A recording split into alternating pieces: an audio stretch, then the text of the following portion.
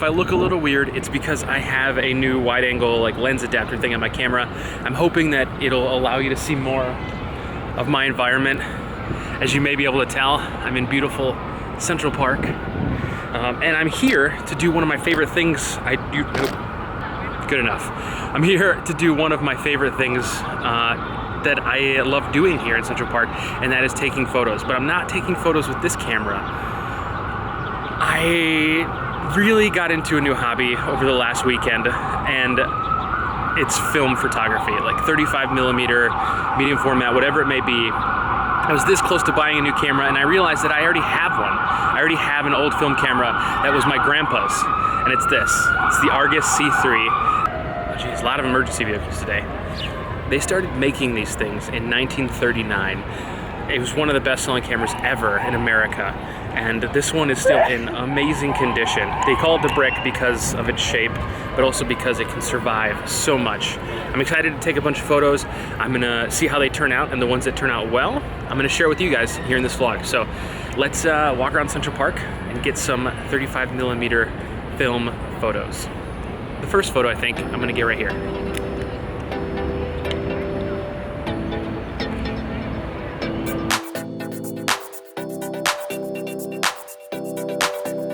The main reason I wanted to start getting into film photography again is that, especially with a camera this old, is that everything is manual. Nothing at all is automatic.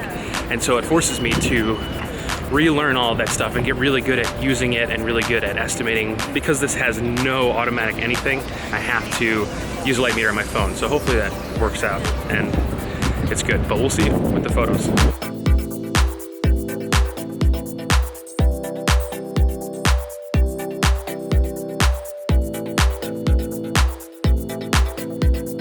So right now I have 400 speed ISO or ASA film in here.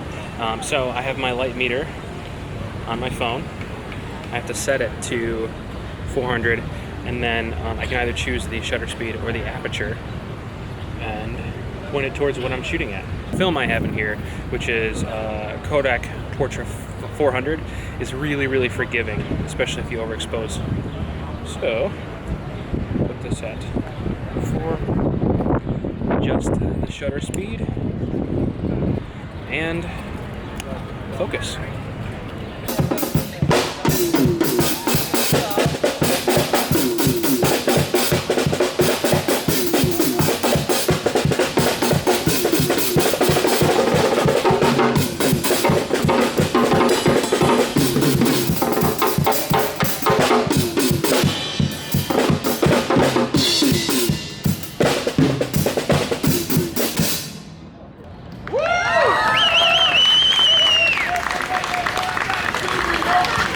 So yes, film is expensive, much more expensive than digital photography. It's like, you know, a couple dollars to $10 per roll, depending on what type of film you get. And then you have to pay to develop it, which I developed a roll the other day and it was like $12. So it's not cheap, especially when you could take thousands, tens of thousands of photos on one SD card that costs you 30 bucks. But you just can't replicate that grain and the color that comes with a good roll of film.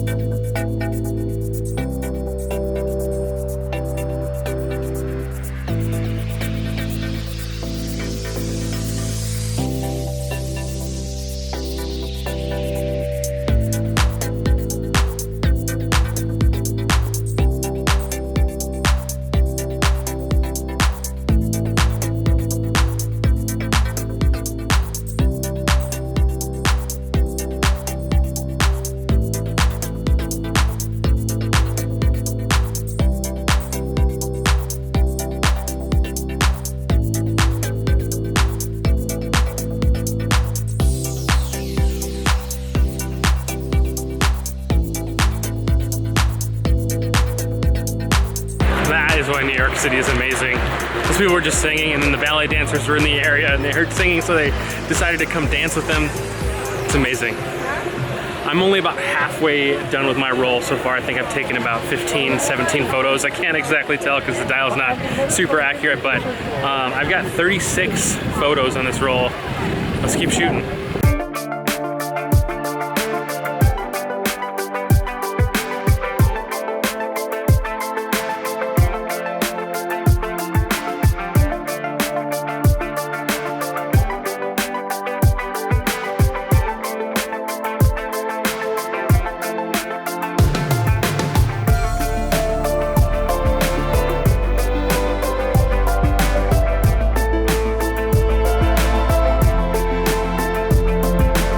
I don't think that I've ever been to this specific part of Central Park. If I did, I forgot. But that's part of the reason I love Central Park so much, is that I've been here dozens of times, maybe hundreds. That might be an exaggeration, but every time, if I want to, I can find some place new that I've not explored yet. Like this. And if you want to live high, and if you want to live low, there's a million ways to go, you know that there are. You can do what you want, the opportunity's on, and if you find a new way, you can do it today. Here we go. You can make it all true, or you can make it undo. You see, it's easy. Go ahead. You only need to know. That was the last photo. Now I've got to rewind this, make sure the film goes back into the canister, and we're done. That's it. There it is. Portra 400, full roll. We shot here today in Central Park. I absolutely love shooting digital photography. This camera that I'm filming at right now, the RX100, is amazing. I use it to take all of my videos here and all of my photos. I hope to upgrade sometime in the near future to an even better camera, digital camera, but there's just something about having a limited amount of photos that you can take and really putting the care and the concern and the research into making those 36 or 24 photos really, really count. It really makes you think about what you're taking a photo of and whether it's worth it and whether it's perfect. It slows you down, stops you, and makes you sort of get into your world instead of just passing through it, snapping as many photos as you can that you think are cool. So if you have access to a film camera and you're interested in photography, I would highly recommend grabbing a cheap roll of film, going out and just taking actual film photos. Even if your camera isn't manual, if it's just an old 35mm point and shoot, 35mm point and shoot, it's still worth it. You still are limited and it forces you to really pay attention. So I hope that these photos turned out. I hope that you liked them. I'm gonna be doing more of this in the future because I'm hooked. I'm gonna be buying more old 35mm cameras, not going crazy, but I have a few in mind already. So please click or tap in the middle of the screen to subscribe. And if you wanna check out yesterday's video, you can click there. And if you wanna check out tomorrow's video, the NYC Pride Parade, you can click or tap there. Thank you as always very much for watching, and I'll see you tomorrow. Bye.